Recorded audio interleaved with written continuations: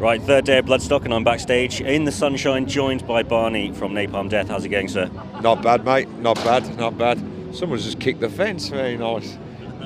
anything to piss off an interview, really. Right. It won't faze me, mate. I'm unflappable. That's good stuff.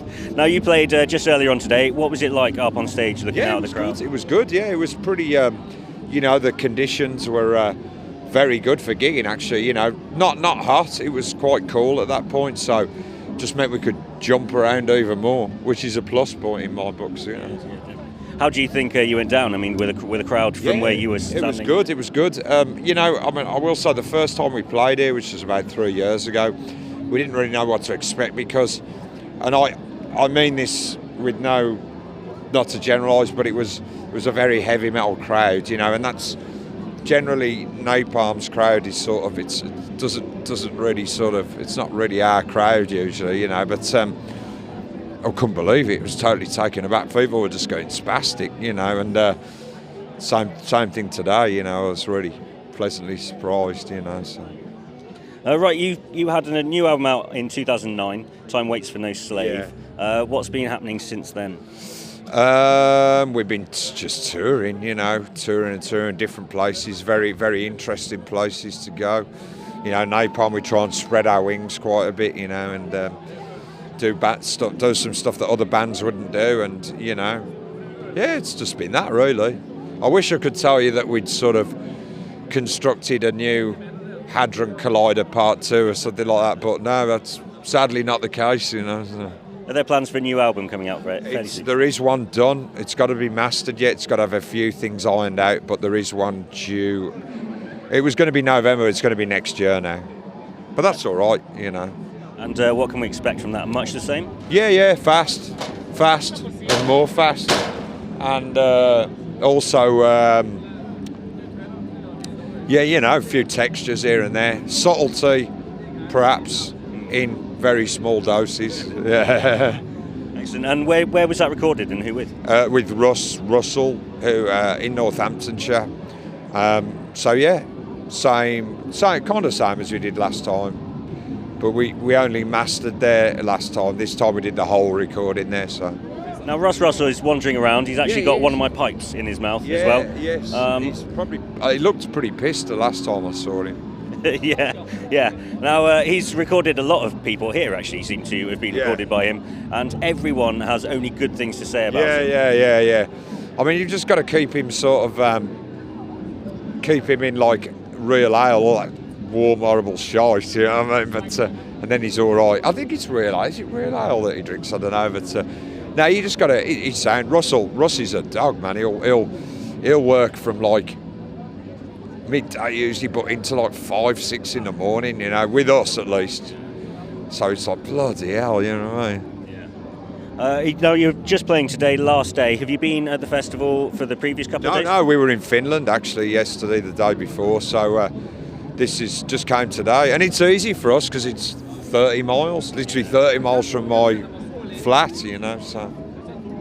So, have you managed to see any of the other bands today? I haven't, mate. I must be honest. I've been either been doing press or preparing for what little thing, So, no, I haven't. I haven't seen anybody at all. Do you? I mean, who on the roster would you want? Well, Morbid, really, because I haven't seen Morbid for some time. But also Motorhead. Motorhead's always interesting. I mean, you can see I've got the Motorhead thing. And, because I saw the three-piece, Lemmy, Phil and Eddie on the classic album tours, and I'm telling you, it was something else, man, I will never forget it ever as long as I live. So for that reason, Motorhead's one to watch. I've seen them a few times recently, and I like them, but I can't get over, that old... three-piece lineup, man. It was so incredible, I can't even actually put it into words like how incredible it is. You also mentioned Morbid Angel there. They've been a bit of controversy around them this year with their latest release. Have you given it? I haven't heard it, mate. I haven't heard it. I must be honest. So you can't comment. Yeah, I can't really. I wouldn't like to. It would be fair. So. Yeah. Right, you've been in the band since 1989, I think it was when you joined. How do you think that the band has progressed in that time? It's had its like sort of forays into certain things and then back in again. Yeah, so it's been quite a varied ride along the years. I couldn't really nail it down, as to like give you. It's quite hard to put into words, about give you different things. But there's been, we're still. After all these years, when you think of Scum and you think of the newer albums, they're not really that far removed. They are in some ways, but the general shtick is still the same. And how many bands can you say that about, X years, so many, 30 years, almost after? Not many, I'm happy that we've maintained that ferocity because I think without it, Napalm wouldn't be the same, I don't ever want to lose that. I don't ever want to control things and, homogenise it, No, not for me. I'd rather not do music at all, to be honest. Yeah. Do you have a favourite album out of all of the ones you've done? Utopia Banished was really fun to make. It's not talked about as much as some of the other albums, but to me that was great. I love the results as well. And then when we like Enemy of the Music Business was great. It was like a revitalisation for me. And then the albums that came after it as well. All the albums in the last few years have been just really fun to make, So. You put a lot of political issues into your songs. Well, politics, it's kind of it is and it isn't, I suppose. To me, it's just human observations, because politics in the mainstream sense of the word is just a load of old crap, you know what I mean? It's just tokenism and doesn't really solve anything. I try to make human observations. I cut things back to the base level and say, no, that's not how it is, and I will always come back to a basic human level of looking at things.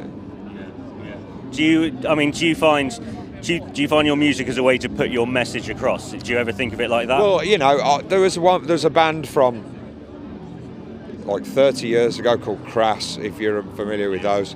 And there's a big misunderstanding about Crass. People thought that Crass were putting out messages for people to live by, kind of like one of these, in some way, like these ridiculous self-improvement people you get in America, these big, loud, orange, permatan sort of, even in some way, you could say. But no, they were just making observations and putting them out there. They didn't, and their whole thing was, we don't want to tell you how to live. You've got to work it out for yourself, but work it out away from this like reactionary bullshit, you know what I mean? And all these people who are telling you, who are giving you morals, are the very people that are trying to protect their assets and actually don't give a shit about you or anybody else, So.